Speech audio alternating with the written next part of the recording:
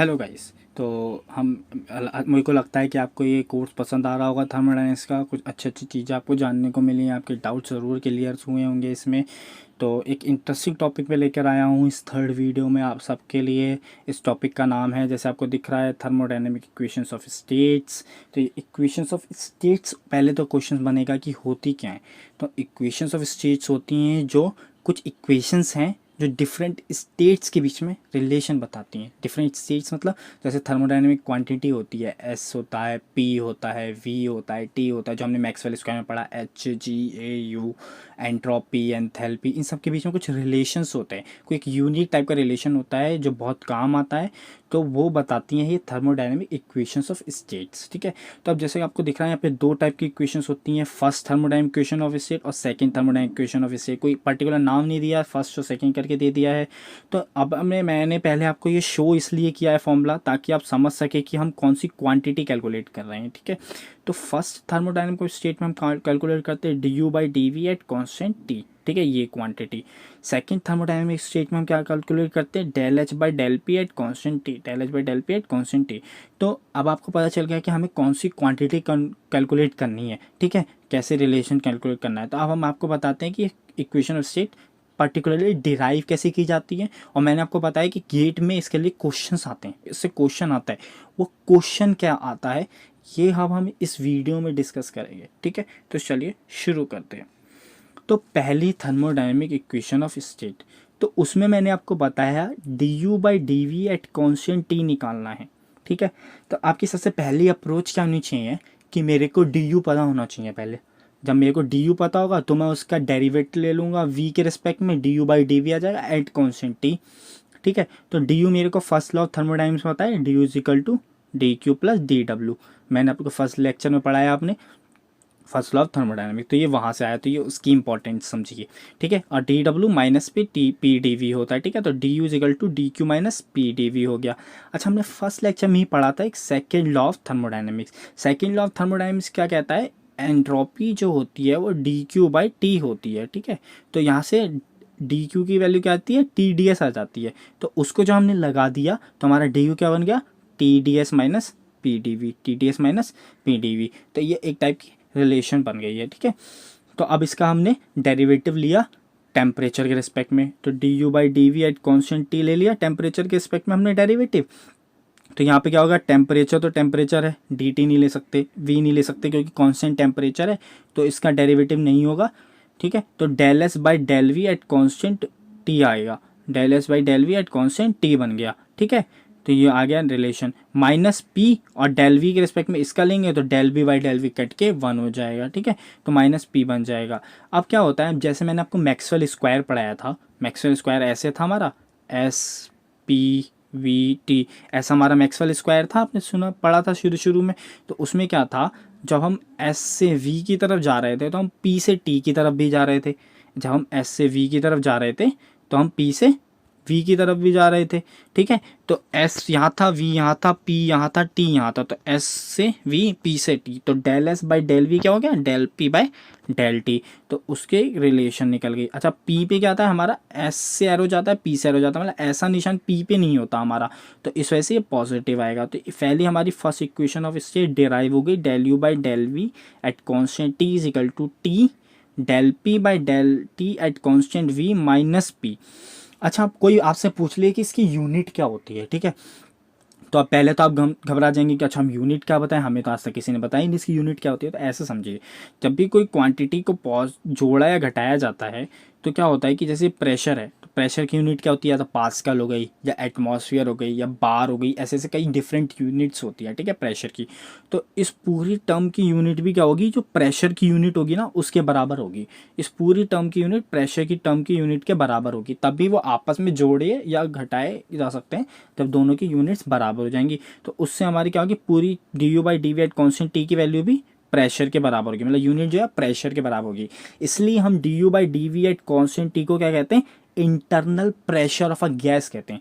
Internal pressure, अगर किसी ने पूछ लिया internal pressure of gas, pi T, pi T होता है हमारा इंटरनल प्रेशर ऑफ गैस। अगर किसी ने पूछ लिया वो क्या होता है, तो वो होता है, ये होता है जो first thermodynamic equation of state से आता है। ठीक है, अब इससे क्वेश्चंस बनते हैं बहुत अच्छे टाइप के कि हमें बताओ कि इंटरनल प्रेशर आइडियल गैस का क्या होता है या रियल गैस का क्या होता है। ठीक है, और आइडियल गैस लिक्विफाई की जा सकती है या नहीं, रियल गैस लिक्विफाई की जा सकती है नहीं। तो अगर कोई भी गैस लिक्विफाई की जा सकती है नहीं, वो बताता है हमें ये इंटरनल प्रेशर। ठीक है, जो इंटरनल प्रेशर, अगर internal pressure equal to zero है तो इसका मतलब है कि वो गैस लिक्विफाई नहीं की जा सकती। इसलिए हम कहते हैं कि वो गैस लिक्विफाई नहीं की सकती, तो हम इंटरनल प्रेशर निकाल लेंगे उसका फॉर्मूला यूज़ करके हमें first thermodynamic equation of state से, और हमें पता चल जाएगा कि वो गैस लिक्विफाई की जा सकती है नहीं। अगर इंटरनल प्रेशर ज़ीरो है तो नहीं की जा सकती, नहीं है तो की जा सकती है। ठीक है, तो मैंने जो लिया है, मैंने एक आइडियल गैस का एग्जाम्पल लिया है। रियल गैस का मैं आपको आंसर बता दूंगा, आप खुद सॉल्व करके मेरे को बताइए कि सही आया आपका आंसर क्या है। फिर मैं आपको बताऊंगा कि उसका आगे वीडियोस में कि वो कैसे आंसर निकालते हैं, कैसे वो सही है या गलत है, जो आपने निकाला पूरा तरीका बताऊंगा। तो हमारे आइडियल गैस इक्वेशन पता है P V equal to R T. Actually P V equal to N R T होती है, मैंने मान लिया है कि मोल्स 1 है, एन इक्वल टू 1 है, तो उससे कोई दिक्कत नहीं होगी, तो P V equal to R T है। अच्छा, मुझे पता है कि मेरी फर्स्ट थर्मोडायनेमिक स्टेट में पी बाई टी पूछा जाता है, पी बाई टी पूछा जाता है, तो मैं यहाँ से पी की वैल्यू निकाल लूँ। पी क्या हो गया मेरा, आर टी बाई वी हो गया, तो पी मेरा आर टी बाई वी हो गया। अब मैंने इसका टेम्परेचर के रिस्पेक्ट में डेरिवेटिव ले लिया। अब मैंने जब इसके टेम्परेचर के रिस्पेक्ट में डेरिवेटिव लिया तो यहाँ पे टी है। ठीक है, तो del by del T of T क्या होगा, 1 होगा ना, क्योंकि क्या होता है अगर जो हमारा डेरिवेटिव है उनका फॉर्मूला क्या होता है डिफरेंशिएशन का, अगर मैं x का डिफरेंशिएशन करूँ तो वो होता है x की पावर n का डिफरेंशिएशन होता है n x की पावर n-1। ठीक है, तो यहाँ पे x की जगह t है, n की जगह 1 है। ठीक है, तो n 1 हो गया, तो 1 इंटू एक्स की पावर 1-1 कितना हो गया, 1-1 0, यानी t की पावर 0, t की पावर 0 यानी 1। तो आंसर क्या आएगा, r बाई वी आ जाएगा। तो मेरा r बाई वी जो आ गया, मेरी del p by del T की वैल्यू आ गई। ठीक है, अब मैंने इस first thermodynamic equation of state में वैल्यू पुट कर दी, T R by V minus P आ गई। अच्छा, टी आर बाई वी की वैल्यू आपको पता है प्रेशर है, ये प्रेशर है, तो प्रेशर से प्रेशर कैंसिल हो गया तो कितना बचा, 0। तो आइडियल गैस के लिए मेरा इंटरनल प्रेशर क्या होता है, 0 होता है। इसलिए हम कहते हैं कि ideal gas can not be liquefied. Ideal gas को हम लिक्विफाई नहीं कर सकते क्योंकि उसके लिए इंटरनल प्रेशर की वैल्यू 0 होती है। ठीक है, तो ये तो हो गया आइडियल गैस की बात। अगर हम रियल गैस की बात करें तो रियल गैस के लिए क्या होता है, इस फॉर्मूले की वैल्यू आती है A N square upon V square. ठीक है, एन क्या है यहाँ पे, नंबर ऑफ मोल्स, तो वो हमने 1 मान लिया तो कोई दिक्कत नहीं है। ए क्या है, रियल गैस कांस्टेंट होते हैं ए और बी, वो ए है, तो ए बाई वी स्क्वायर है, वी मतलब है वॉल्यूम। तो आप इसको कैलकुलेट करने की कोशिश करिए, मुझे बताइए अगर आपसे नहीं हो रहा है कैलकुलेट तो मैं आपकी ज़रूर हेल्प करूंगा, मैं आपको बताऊंगा कैसे आंसर आता है। ठीक है, अब हमने first thermodynamic equation of state पढ़ ली, हमें पता चल गया इससे 2 क्वेश्चन आते हैं कि अच्छा रियल गैस के लिए 0 नहीं होती, इसका मतलब रियल गैस को हम लिक्विफाई कर सकते हैं। ठीक है, तो ये कॉन्सेप्ट हो गया। अगली चीज़ है पढ़ते हैं हम second thermodynamic equation of state. Same चीज़ है, सेम क्वेश्चन आता है, बस लिक्विफाई का कॉन्सेप्ट नहीं है। बस इसमें क्या है, इसमें हमें पता है del H by del P निकालना है। Del H by del P निकालने के लिए हम क्या करेंगे, second thermodynamic equation of state का यूज़ करेंगे। पहले हम एच निकालेंगे, एच मतलब यू प्लस पी वी होता है, ये फॉर्मूला आपको याद होना चाहिए। एच का यू प्लस पी वी होता है एच का फॉर्मूला। ठीक है, तो हमने जब डेरिवेटिव लिया दोनों साइड तो डेल एच क्या हो गया, del U plus P D V plus V D P, क्योंकि पी का भी डेरिवेटिव आएगा, वी का भी डेरिवेटिव आएगा। जब दोनों का डेरिवेटिव लेते हैं तो पहले को बाहर रखे दूसरे का डेरिवेटिव प्लस दूसरे को बाहर रखे पहले का डेरिवेटिव, इसलिए P D V plus V D P आ गया। First equation, first thermodynamic law से पता है डी यू की जगह D Q minus P D V आ सकता है।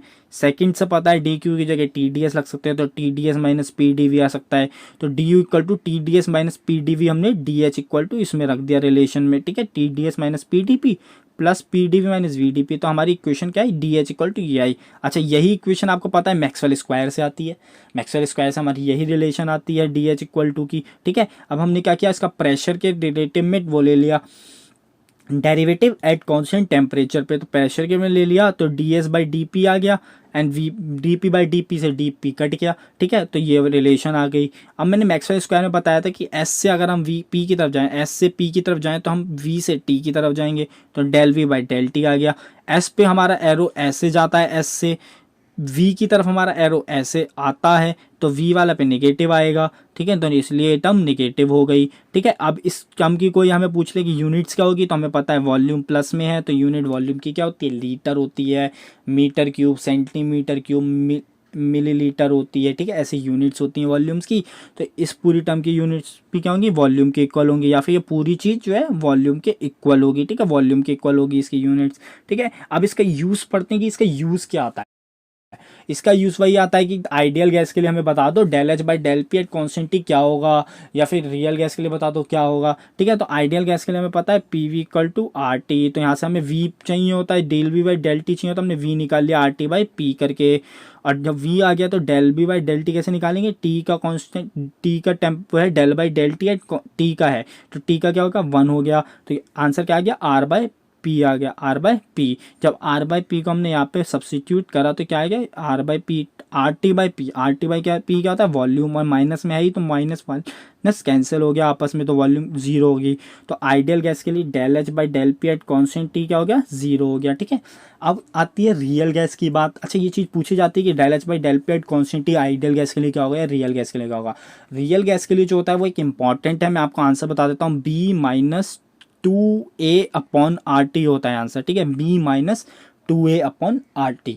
इसको सॉल्व करना हम, आप बताइएगा कोई दिक्कत आई तो मैं सॉल्व करवाऊंगा, बहुत इंपॉर्टेंट है, इसको याद रखिए। आइडियल गैस के लिए, रियल गैस के लिए del H by del P at constant T होता है b माइनस 2a/RT, ठीक है। तो इस चीज़ में हमने पढ़ा कि थर्मोडायनामिक इक्वेशन ऑफ स्टेट्स क्या होती है, दो टाइप की होती हैं, एक फर्स्ट एंड सेकंड, दोनों की रिलेशन बताई मैंने, एक यू से रिलेटेड होती है इंटरनल एनर्जी से, एक एंथैल्पी से रिलेटेड होती है, एच से रिलेटेड होती है। दोनों के लिए आइडियल गैस और रियल गैस के लिए वैल्यू निकालिए, या फिर कोई सी भी गैस दी हो उसके लिए प्रेशर का फॉर्मूला दिया होगा तो हम वैल्यूम या प्रेशर निकाल के उससे रिलेट करके इन दोनों की वैल्यू निकाल सकते हैं। कोई गैस लिक्विफाई होगी नहीं होगी तो उसके लिए इंटरनल प्रेशर निकालते हैं, अगर इक्वल टू जीरो है तो नहीं होगी लिक्विफाइड, ठीक है। तो हमने ये सब पढ़ा इस कॉन्सेप्ट में। तो अगली वीडियो हमारी है, ये वीडियो तो हमारी यहीं खत्म हुई, अगली वीडियो में हम लेके आएंगे law of equipartition of energy, वो हम उसका यूज़ आपको आगे अगली वीडियोज़ में बताएंगे। तब तक के लिए स्टे ट्यून्ड।